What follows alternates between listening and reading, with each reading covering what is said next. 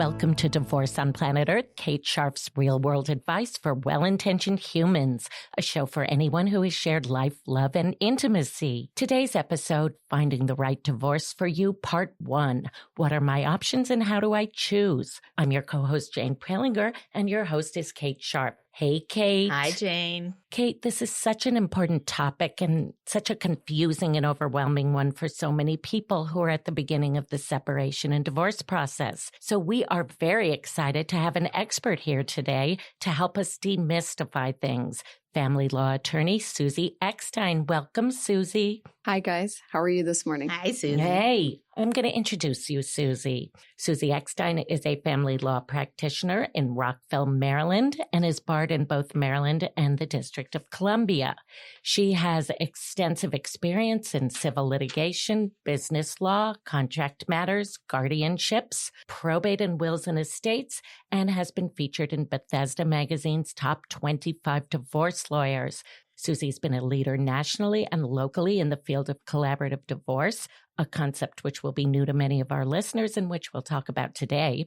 And among her many contributions to collaborative divorce, Suzy's a founding co-president of the Collaborative Project of Maryland, a nonprofit organization providing collaborative services to Maryland families of modest means. How amazing, Suzy. Welcome. Thanks, Jane. Suzy, it's so great to have you with us. You and I have known each other for a long time. I was doing a little thinking about it. I think it's more than 15 years, I think, since we started knowing and working together. I think it was back in about 2006 when you and I did our first collaborative training together. So I know you both as a wonderful lawyer and a really terrific person. And that's why I asked you to come on today, because I think you have a way of talking to people who are at the beginning of the divorce process, maybe considering whether they want a divorce and what that might look like, or, at that position because they were told by their spouse that they needed to be. So really reeling.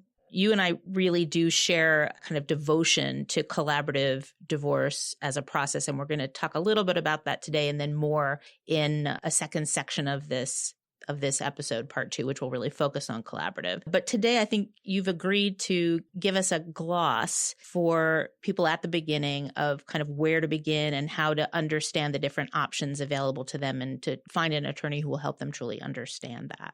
So let's start at the beginning. Let me just sort of pretend that I am a person who is standing at the bottom of the mountain, just beginning to explore how to begin to attack this question of divorce. What should I be thinking about? I have no idea what to do. Where should I begin to think about it? So there are several things that I would talk to you about to really begin to think about this process. The first thing is to be aware there are many different ways to get divorced. Most people, when they think about getting divorced, they think about court, and that just conjures up nightmares, things they've seen on TV, what they've heard about other family members or friends who have gone through court. But there are many different ways to do divorce. It doesn't have to end in court. Another thing to consider, which follows that, is really take the time to educate yourself about the different processes early on. There's a multitude of information on the internet, which of course most people are going to go to first to take a look. And I encourage that. However, navigating that information can be kind of tricky. So I think that the next piece of advice would be to find an attorney who has experience in all the different process options that you might have so they can help you best explore your options, because they're the ones who really have dealt with a whole bunch of different cases and different situations, and so they can best help lead you. Yeah, that all makes a lot of sense. And we know that not all lawyers are alike and that a divorce is not a one-size-fits-all proposition. But what advice would you have for people who have what we call a loud Greek chorus? In other words, people in their lives who are really telling them what they should be doing, what kind of attorney they should be looking for, maybe the lawyer they should be looking for. Yeah. So there's not one size fits all. So just because the lawyer that they used, the people in the Greek chorus are telling you was right for them, that might not be the person who's right for you. So kind of like, I know when you get a real estate agent, your advice is interview at least 3 so you can see how you feel about them. I think the same advice applies here. You want to get referrals from people you trust and who understand the arena that we're talking about, not just your family and friends who have had one very sort of narrow experience. So it's good maybe to talk to your mental health professional if if you have one. Your primary care physician, they often have referrals that might be helpful. I would take all recommendations that you get with a grain of salt, do your own research, meet with them, at least 3 of them, so you can see what's the right fit for you. Of course, if you meet with one and that seems like a really good fit, then I don't know that you need to go to the other 2, but you really need to do your own research in addition to getting the names. Yeah, I think that's great advice. One of the things that I've come to understand is that people don't necessarily know what they're looking for in an attorney until they've met a couple, 3 attorneys who worked in different ways. Right. I often get people who come into my office and say that they had actually a really bad experience. They went to the friend's attorney and they felt like they weren't heard and they felt nervous when they walked out of there. So you never know what's going to be a good fit till you go. Great. It sounds like you're really encouraging people to become informed consumers. Okay. Do you have some advice for folks about the kinds of conversations that they should be expecting or hoping to have, the kinds of questions that they might want to ask an attorney and figuring out whether or not that person is a good fit? Well, some things to think about when you're talking to each attorney is, as I said before, how do you feel when you walk out of there? How did you feel when you walked in? And do you feel differently, better or worse when you walk out of there? And I'm not talking about what you heard specifically about what might or might not happen in your case. I'm talking about how you felt with the person. Did they help calm you down, regardless of what they told you substantively? And you want to feel heard. You want to make sure that the attorney is listening to what's important to you and getting what's important to you rather than telling you what it is that they think should happen, because it's not their life. And I think many older attorneys, and I'm one of them, although I don't do this anymore after my years of training, we would start out with like, okay, tell me the facts and here's what we think should happen. And when you're in that position as a consumer with a professional, you feel a little intimidated. So you shouldn't have to feel intimidated. You should feel free to ask questions. So, just check in with yourself to see how you're feeling. Great. So I think you're saying that an attorney, no matter how they practice or what their favorite way of practicing is, that they should be interested in your story and the things that are important to you and not impose some kind of agenda. That's correct. Yes. Most important. What would you say to people who are worried that they can't pick a more peaceful process because they're pretty sure that their spouse is going to push this into litigation, into court? So I wouldn't make any assumptions about what your spouse might or might not do. When you come into talking to the attorney, you should focus on first what you might want to do and learn about the different processes. There will be a conversation about what you think might be a good fit for your spouse also, but you might be surprised. Most people come in and say, this will never settle. We'll never be able to find a process. We're going to be in court. And I would say 98% of the time, probably more, that's not the case.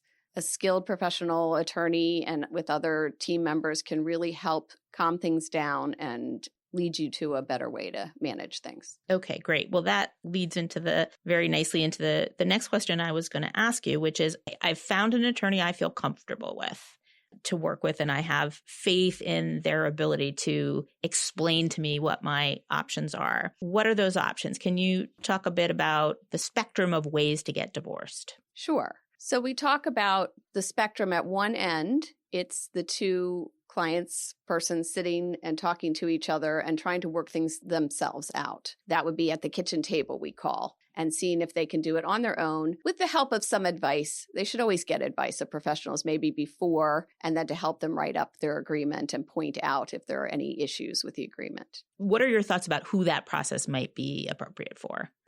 Because I think that it's not a common way to do things. Right. In my experience. So if you feel like you're both sort of on a level playing field with your knowledge of what your finances are, and there hasn't been an imbalance sort of in the marriage as far as how things have worked, you're able to talk to each other about things, and one person doesn't overpower the conversation, so you end up just agreeing because you want the conversation to be over. So people who really have been able to talk about things, they just need to move on in different directions in their lives.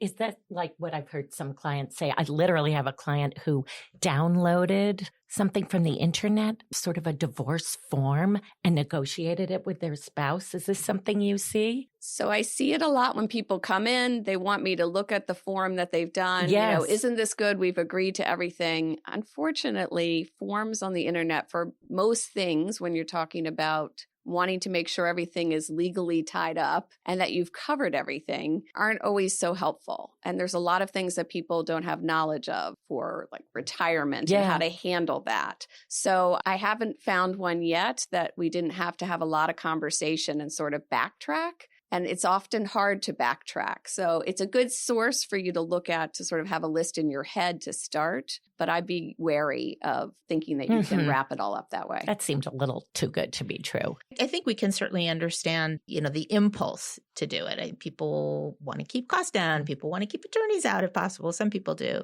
But I think there are just the danger you're talking about, Suzy, that there are complexities and there are also options that you wouldn't necessarily know to think about. Yeah. And you don't get the benefit of the expertise of an attorney or a mental health person who can offer you or suggestions for, how to handle kid-related issues, that kind of thing, or financial professionals who can advise you, for example, on the most tax advantageous way of doing things, that kind of thing. Yeah. Yes, all those issues.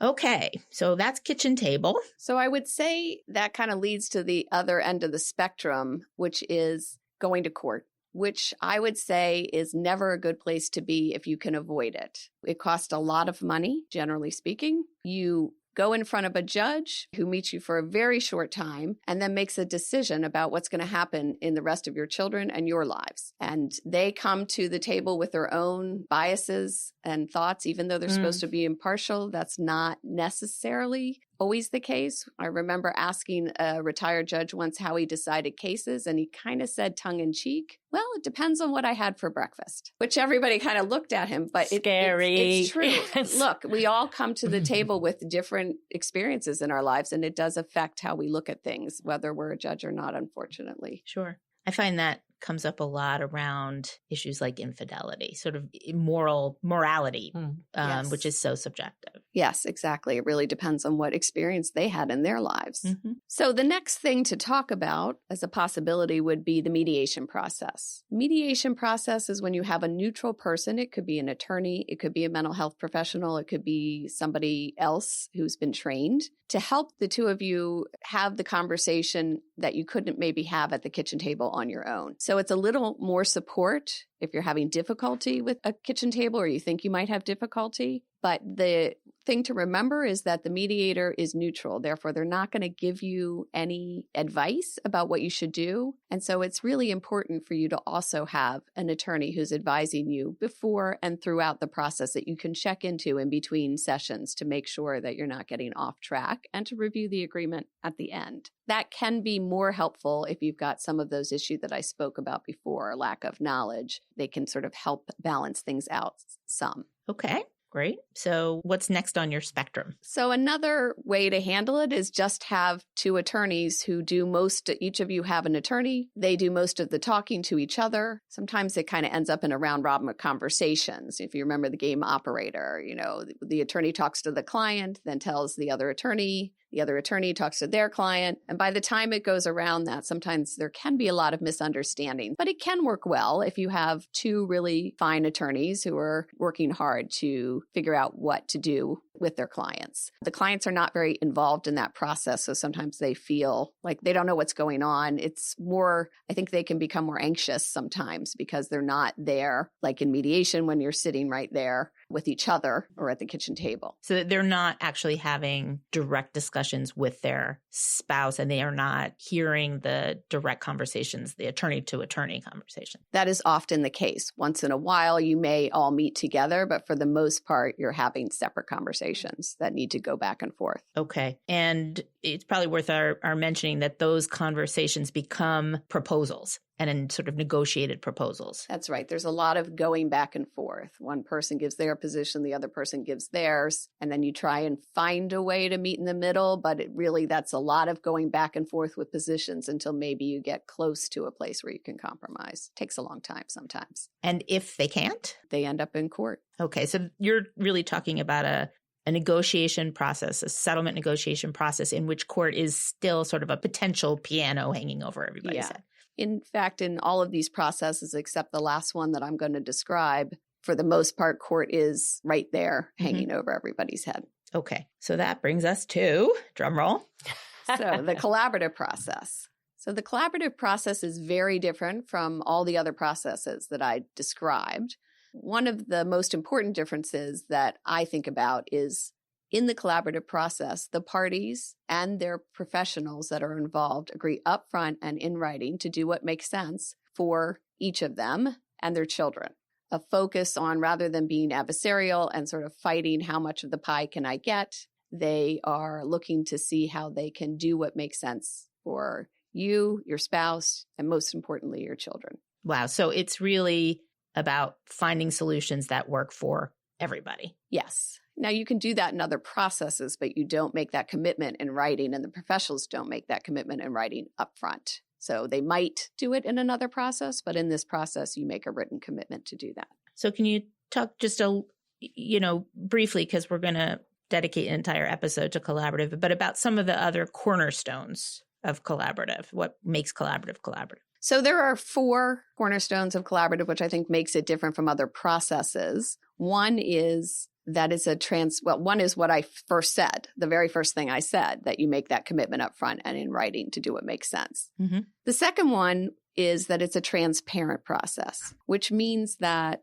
any information the other person might need to know in order to make good decisions going forward is shared. It's shared without being asked. In other processes, if you're asked the right question, you might share important information or you might share it. But in this process, it's an affirmative obligation to share it. So the kinds of information that you're talking about would include financial data. That's a big one. Right. Yeah. And what about the softer, I don't mean softer in terms of feelings, but sort of less easy to quantify, like infidelity, that kind of thing. How is that treated in collaborative? So I'm going to be a lawyer for a second and to say it depends. It really does depend on the degree, and it's hard to draw a bright line. It really depends on exactly what's going on and whether that information is important to be shared. For instance, if you were having an affair and you were going to move in with that person and the kids were going to be with you and that was going to happen right away, I think it's something that would need to be shared. Mm-hmm. So things that are germane to the process will be shared. Right. And we're going to talk about this a lot more in the next episode. Yes. But I think one of the concerns people have sometimes about collaborative is, what if my spouse is hiding things? And I think it's probably important to say that there's the same rigor in providing information in collaborative as there is in every other process. Like your attorney will make sure you provide that information, even though there's no formal discovery process. Right. I think actually it's more rigorous in the collaborative process, and we can, elaborate on that when we talk about great. Collaborative more. Great. Thanks. I'm looking forward to that. Yeah. Just so the last 2 are that there is no threats of going to court. It is not, somebody's not going to get up from the table and they're promising not to and say, well, forget it. If you're not going to do X, Y, and Z, then I'm just going to court. Sometimes people do that, but the commitment they made not to usually brings them back to the table pretty quickly. And then the final one, which we'll have to have a lot more conversation about when we talk about collaborative in detail, is that none of the professionals that are involved in the collaborative case can be part of litigation if for some reason it doesn't settle in the collaborative process. That, for many reasons, seems scary to people, but really what it is a way to make sure that everybody has their most creative thinking in the settlement process. It's a real incentive to stick with it, even when people have a rough patch or get to impasse. Can I interject a question here? Suzy, this is so very interesting. I think of anyone in the room here, I am the person who knows least about collaborative, but I have a personal experience of divorce in ancient times. I can't even remember how long ago it was, maybe 25 years ago. I knew nothing of collaborative divorce. And it also wasn't an option that was even mentioned to me as a possibility. Is that different now, or how would anyone know? So collaborative divorce started in the early 1990s, but it took a while to take off. But now, if you just Google divorce, you're going to find something about collaborative. Certainly, if people want to find more, they can just type in collaborative divorce, and they'll find a multitude. A good source to go to is collaborativepractice.com. That is the international organization for collaborative practice. Collaborative is being done across the world in at least 24 countries now. Okay, so times have definitely changed. And in part 2, I think we're really going to focus on these details. But just listening to your description, it really feels like such a powerful way to go through this, and with positive intent. I have to say that I do, and I tell my clients this, I do have a bias towards the collaborative process if I think that it's a good fit for my client. And there's very few situations where it's not, which we can talk about more later.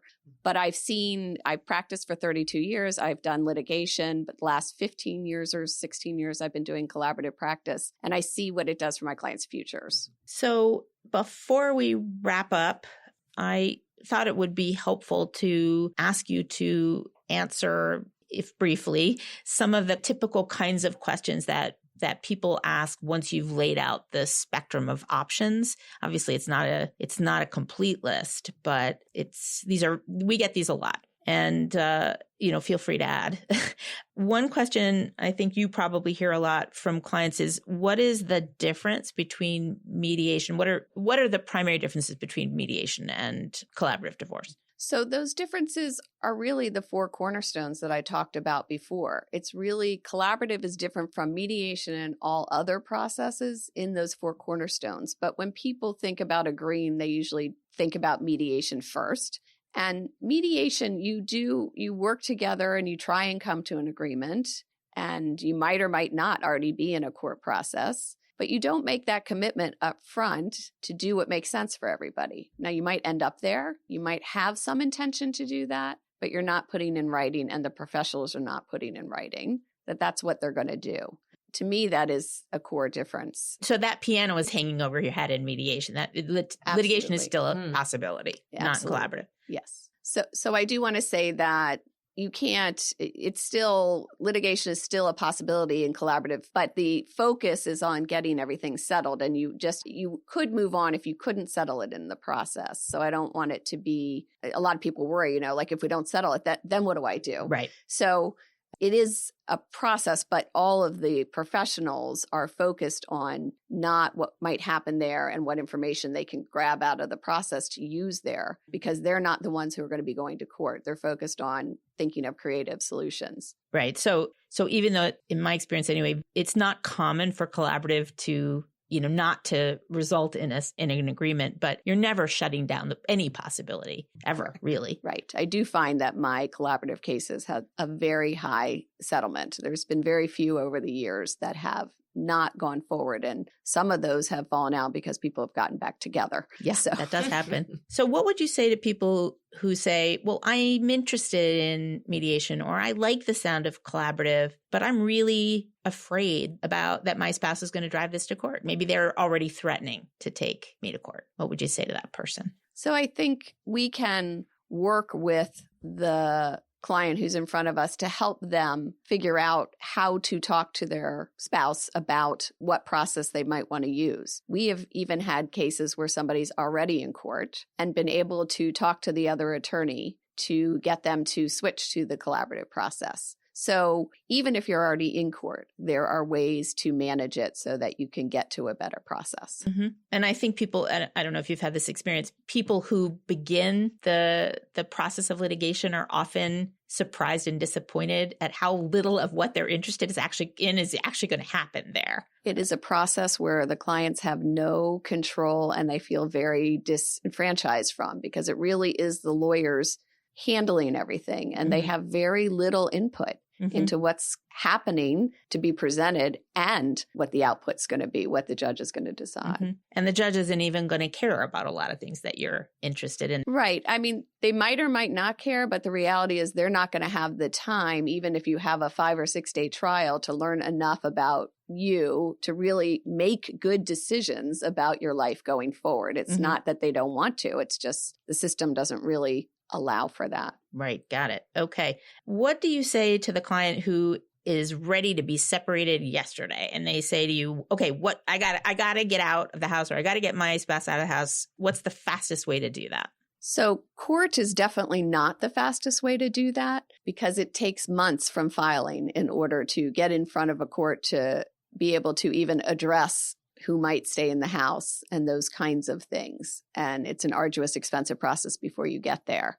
You can address it in really any of the other processes, but in collaborative, if that's your first priority, both parties' first priority, we can sit down and have that be one of our first discussions about how that's going to happen, certainly for the interim, and get to doing that fairly quickly. Okay. What would you say to the client who says, I like the idea of keeping this as civil and peaceful as possible, but I don't like the idea of being in the same room as my spouse, either because I'm too angry, I'm too hurt, I'm afraid. Any thoughts about that? So I think it would depend on what the issue was, about why, and that's what I would explore first. What is it? It's often difficult for people to be with each other when they're in the throes, certainly the beginning of a divorce, but especially if they have children, they're going to need to learn to work with each other and talk to each other. So I had a case where it was just so difficult. As a matter of fact, it was interesting because they could sit in the same room to talk about their children, which was wonderful. But to talk about finances, they couldn't. So we designed the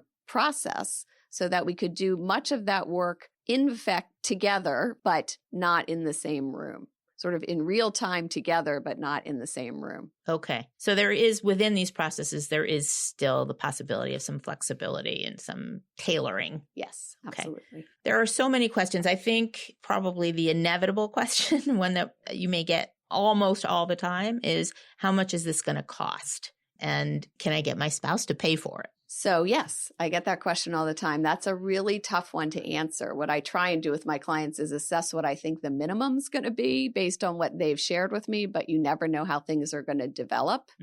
So any process, a lot of times people say, well, won't mediation be cheaper because it'll just be the two of us if they do need somebody to help them talk things out.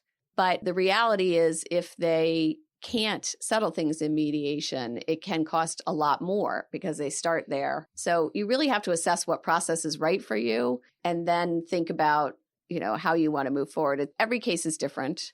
But I think if you work with an attorney, once they get into the case, they should be able to talk to you and give you some assessment of what they think might be coming up and what it might cost and give you an idea. Obviously, it's just an estimate, but I think it's okay to ask your attorney, especially if you're like, what would litigation like? I often outline that for my clients so they can see what it is that they're getting into, but they should be able to do that for other processes and just start the conversation with you. And I think it's important that your attorney not be afraid to have that conversation with you, and that you get a sense that your attorney is concerned about cost containment, but is realistic and doesn't overpromise. Right.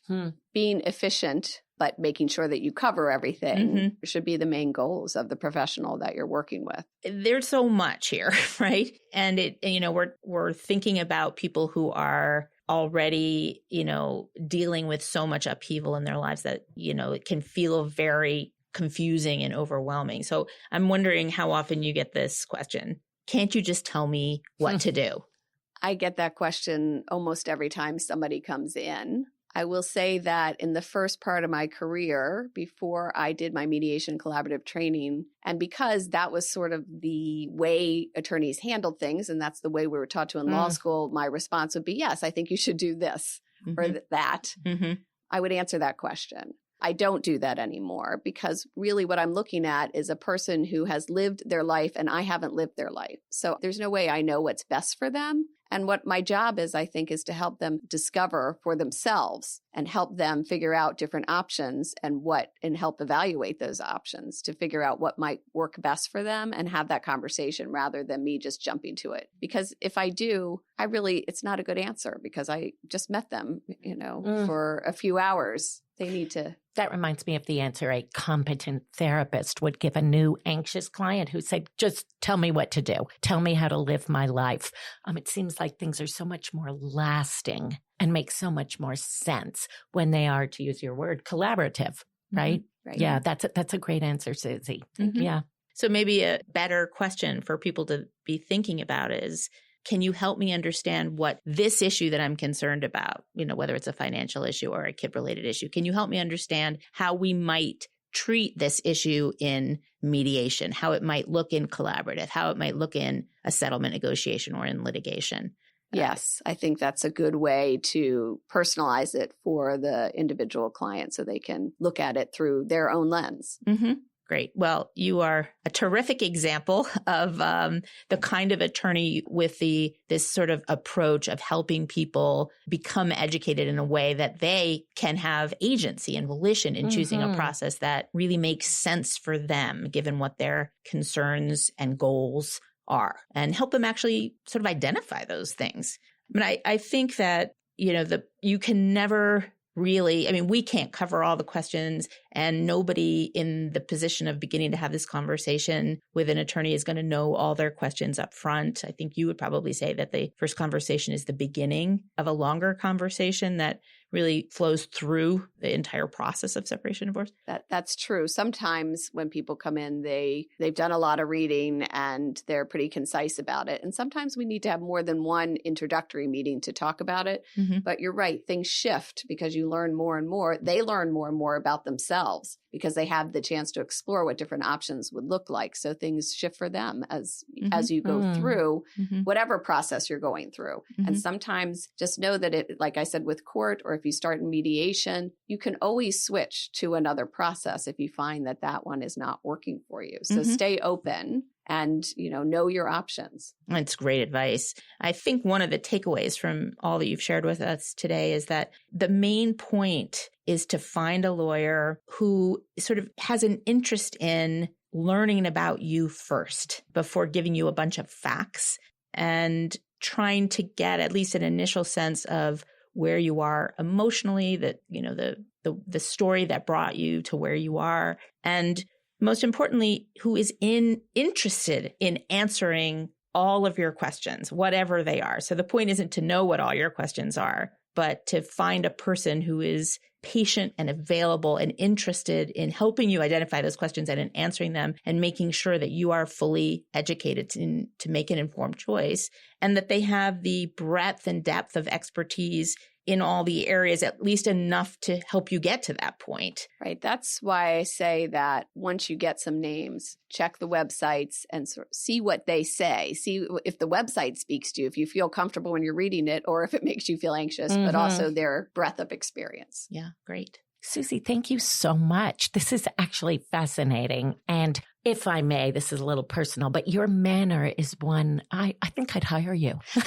Well, thank you. The most supreme compliment. No, but you really have a lovely manner, and I'm learning so much from you right now. Now, we have covered a lot of ground here, and for our listeners, this might feel like a lot to digest, and I imagine it's going to leave them with lots more questions. So I'm really happy that we have a second episode on this actual topic with you as our guest, actually. So what we are, as Kate said, I think one of the most important things is, and as I said to you, Suzy, is finding a lawyer you feel comfortable with and where the chemistry is good and you feel safe enough to be able to ask your questions and be yourself. So again, Suzy, we want to thank you for sharing your vision and being our guest today. Any listeners who want to reach Suzy will find her contact information on our website, www.divorceonplanetearth.com. And as I said, Suzy, we are lucky that you're going to stick around to record part 2 of this episode, which will be called Collaborative Divorce. What is it, and is it right for me? So if you're listening and you're intrigued by this process, tune in to our second episode to learn more about it. And as always, thanks for listening to Divorce on Planet Earth, Kate Scharff's real-world advice for well-intentioned humans. If you'd like to know right away when we have a new episode, we invite you to follow us on Apple Podcasts, Spotify, YouTube, Facebook, or on Twitter at Divorce for Humans. That's Divorce, the number 4 humans. You can learn more about Kate and what she's writing and thinking about on her blog, divorceonplanetearth.com. If you have an idea for us for a future podcast, please write us at info@divorceonplanetearth.com. We hope that what you hear on this show will be helpful, but since everyone's situation is different, our content is not intended as a substitute for clinical advice or recommendations. I'm your co-host, Jane Prelinger. Your host has been Kate Scharff, and our producer is Eric Pagero. See you next time.